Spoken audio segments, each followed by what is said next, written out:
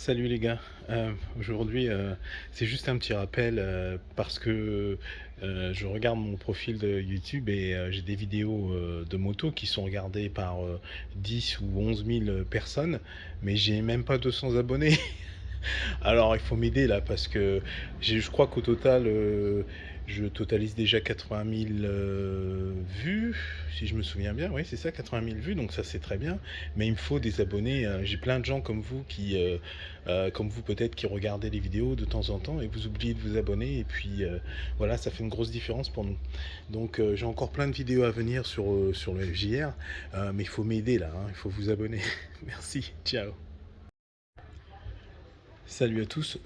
Je vais faire quelques petites vidéos comme ça pour essayer de rassembler dans une même grande longue vidéo quelques trucs ou recommandations. Rien de prétentieux, c'est mon expérience, c'est juste moi ce que je pense de cette moto et ce que je recommande de faire et en moto en général quoi. Donc premier cas là, la béquille latérale. Donc cette moto elle est lourde, comme beaucoup de motos lourdes, quand vous la mettez sur la béquille latérale, en fait vous transférez le poids de la moto sur un côté, ce qui fait que les joints spi de fourche souffrent. Et en fait, celui du côté de la béquille souffrira toujours plus que l'autre parce que, au final, il y aura eu une pause plus ou moins longue quand vous déposez la moto quelque part sur la béquille latérale. Il y a une pression importante dans le bâton de fourche. Et donc, du coup, je recommande, si vous devez laisser la moto un bon moment immobilisée, de la laisser sur la béquille centrale tout le temps. Elle est plus stable et puis vous éviterez cette contrainte, cette force, cette pression importante sur le joint gauche, ce qui fait qu'au final, de mon expérience, j'ai remarqué que quand les joints spi fuient, celui du côté fourche, du côté de la béquille latérale, donc à gauche de la moto quand vous êtes dessus, celui-ci c'est quasiment tout le temps celui qui fuit en premier. Donc voilà, ce que je recommande, si vous laissez, si évidemment quand vous allez vous balader, vous garez quelque part, vous mettez la moto sur la béquille latérale, il n'y a aucun problème. Mais dès que vous devez la laisser à un moment stockée, ou vous la garez chez vous ou au travail pendant plusieurs heures, moi je recommande de toujours la mettre sur la béquille centrale. Elle est plus stable et comme je vous l'ai dit, ça évite de forcer un peu trop sur le joint spi de fourche. Alors, deuxième vidéo à propos du FJR. Euh, Si vous arrive de filmer vos balades, vos trips en moto, ce que je conseille de faire si vous avez une action cam ou une GoPro, une caméra de ce genre-là, c'est de regarder quels sont les angles qui correspondent à votre besoin, comment vous pouvez filmer. Mais quand c'est fait, de placer directement déjà des brackets comme ça, des supports sur lesquels vous pourrez glisser votre caméra. Donc moi j'en ai un ici sur le rétro de gauche, j'en ai un sur le rétro droit aussi. J'en ai un ici là. J'en ai un en dessous là, bien que j'ai pas encore mis la caméra là parce que j'ai un peu peur qu'elle tape un peu sur le garde-boue. D'ailleurs, si vous l'avez fait, mettez un commentaire pour me dire ce que ça donne. Je vais sans doute la mettre là quand même pour faire un petit essai. Mais donc voilà ce que je recommande, c'est d'avoir déjà donc sur votre casque, par exemple pour le coup j'aurais pu en avoir une sur le top case, d'avoir ces supports déjà d'installer sur la moto, comme ça quand vous voulez filmer une balade, vous avez juste à déplacer la caméra de ci de là pour avoir des points de vue et des angles différents. Et oui, du coup c'est moins contraignant que de devoir réinstaller tout, fixer, vérifier que la caméra est dans le bon angle, etc. Le support, vous vérifiez bien avant de le coller, s'il correspond à votre besoin une fois que c'est fait, comme ça vous n'avez pas à vous prendre la tête, vous déplacez la caméra au fur et à mesure. Donc moi ici pour rappel, j'ai un autre support qui me permet de mettre téléphone, caméra, etc. ici, et qui me permet de filmer le pilote et le passager, et devant aussi en même temps. Donc c'est un point qui me convient bien. Je dois reconnaître que sur le FJR, c'est pas très pratique le guidon, le système de guidon, je sais pas si vous avez déjà remarqué, mais il est pas rond, et la plupart des systèmes qu'on trouve sur le marché, ils sont faits pour aller sur des guidons ronds, et cette forme-là, vraiment, elle n'existe pas, quoi, dans les systèmes qui se grippent sur des guidons. Donc voilà ce que je voulais dire pour les balades. Si vous voulez filmer, préparez d'avance et placez d'avance des supports pour pouvoir mettre votre caméra. Comme ça, vous pouvez la déplacer au fur et à mesure de votre balade pour avoir des angles différents sympas, quoi. Alors, à propos du top case, j'en ai déjà parlé dans le passé. Donc ce top case, il vient d'origine avec la moto, donc c'est un top case Yamaha. Je trouve dommage qu'à l'intérieur, il n'y ait pas de séparation. Et donc, en définitive, si vous transportez un casque, bon, bah, c'est bien, mais si vous transportez autre chose, tout brinque-balle là-dedans, c'est pas terrible. Et on peut vite fait casser quelque chose si vous allez faire un petit peu d'achat, vous avez une bouteille dedans, ou des œufs, ou je ne sais pas quoi. Donc, je recommande d'avoir une séparation à l'intérieur. Pour autant, j'ai pas de truc magique. D'ailleurs, si vous avez une idée bien précise, partagez, parce que j'en avais déjà parlé dans une vidéo précédente et j'ai toujours rien fait. Je trouve toujours pas. Donc, je mets un sac en général, mais j'aimerais bien trouver un truc avec une séparation un peu soft en mousse ou quelque chose comme ça, qui permette d'avoir une sorte d'étagère ou un séparateur à l'intérieur facile à enlever. Donc, si vous avez des idées pour ça, bah, merci de partager. Un point de chargement batterie. Donc j'ai plusieurs vidéos sur ça sur YouTube, vous pouvez regarder les autres vidéos. Vous allez voir que j'ai deux types de connecteurs. Ici j'ai un connecteur avec une prise d'allume-cigare et un double USB. Et ici j'ai un connecteur sur lequel je peux connecter ma batterie qui permet de démarrer la moto si j'ai plus de jus.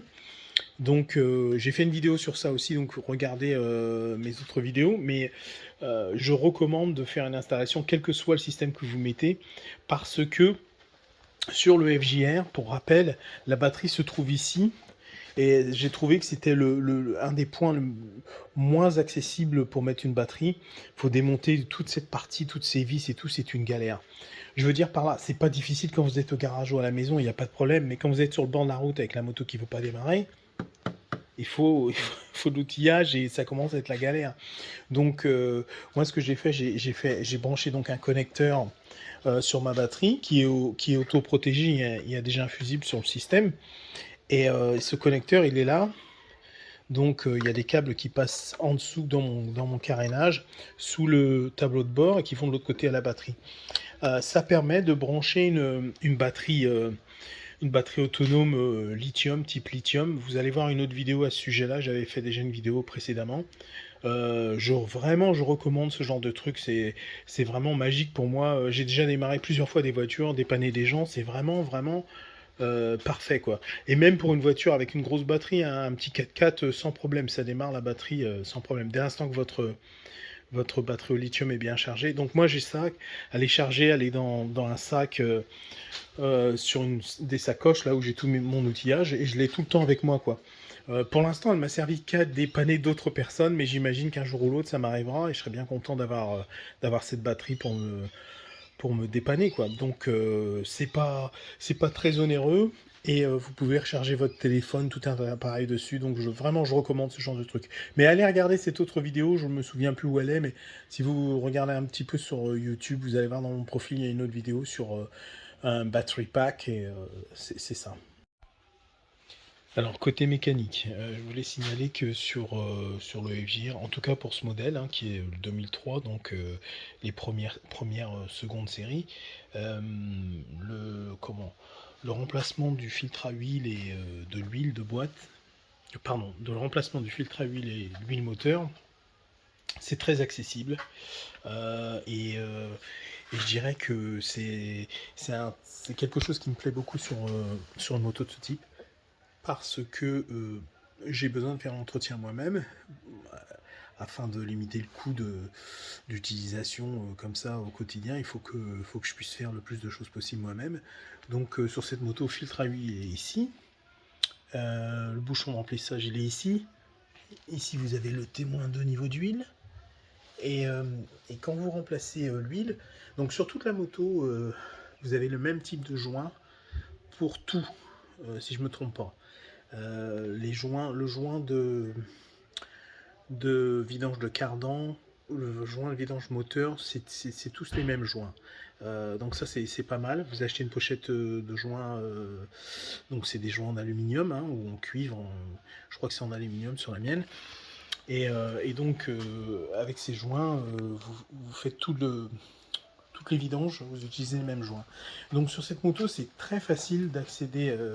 Le fait que vous ayez une béquille centrale et que le filtre à huile soit pas trop mal placé, ça permet de faire la vidange vous-même.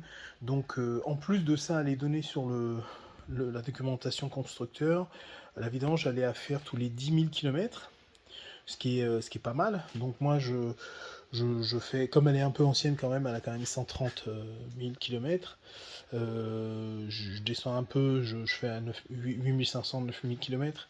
Mais donc disons que ça vaut le coup quoi. Vous pouvez faire ça vous-même, ça vous coûte pas trop cher et vous êtes reparti pour un tour quoi. Donc je recommande aussi de vous y intéresser parce que c'est quelque chose qu'on peut faire soi-même. Même si on n'est pas trop mécano, franchement, c'est pas très difficile. Il y a un tas de vidéos sur internet pour vous aider, des supports d'un tas de personnes. Je ferai sans doute une vidéo la prochaine fois que je ferai la vidange. Je crois que je l'avais déjà fait, mais je me souviens plus trop, mais je la mettrai en complément sur cette vidéo si je peux. Donc comme ça vous aurez tout un tas de vidéos de plusieurs points. Donc en tout cas, dans l'entretien, on peut faire les vidanges soi-même. L'accès du filtre à air, bon, c'est pas des plus pratiques, mais c'est pas non plus trop difficile. Il y a quelques vis à démonter. Éventuellement, je vous montrerai ça, mais vous trouverez un tas de vidéos sur internet. Comme c'est une moto qui est sortie quand même il y a pas mal de temps, il y a beaucoup de gens qui ont déjà fait pas mal de vidéos sur ce sujet-là, donc je ne vais pas trop m'étendre là-dessus, mais disons que c'est assez facile pour vous si vous avez besoin de le faire. Donc je recommande aussi le FJR pour ça, parce que vous avez entre la vidange moteur et la vidange cardan, donc la vidange cardan, pareil, hein, c'est pas un gros boulot, ça va vite. Et comme vous le savez déjà sans doute, si vous êtes intéressé par un FJR, le cardan pour moi ça fait une énorme différence en termes d'entretien. Parce que une vidange cardan ça vous coûte 15-20 $ d'huile, plus le joint pour le bouchon de vidange, et c'est tout. Et si vous comparez, si vous faites une vidange même tous les 10 000, hein, c'est même pas, je crois que ça doit être bien plus que ça hein, pour le cardan. Mais on va dire que vous la faites en même temps que votre vidange moteur. Ça va vous coûter dans les 20 $ quoi, pour remplacer l'huile de cardan.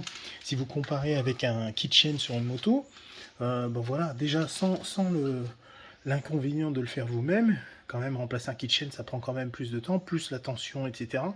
Plus faire attention au nettoyage de votre chaîne, et être certain qu'elle soit toujours bien tendue et la relubrifier, etc. Il n'y a pas photo. Pour moi, le cardan, ça fait une énorme différence en entretien. C'est la simplicité absolue pour la FJR pour moi, donc ça me convient parfaitement.